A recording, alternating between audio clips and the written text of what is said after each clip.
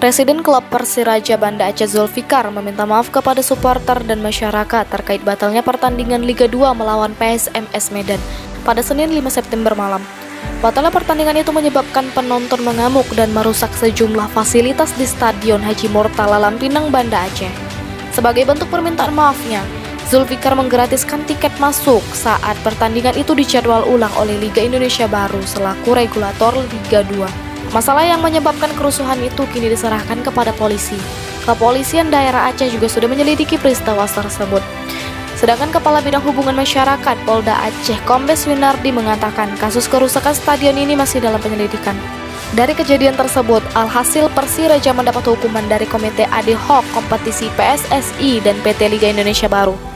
Persiraja dihukum kalah dari PSMS Medan dengan skor 0-3.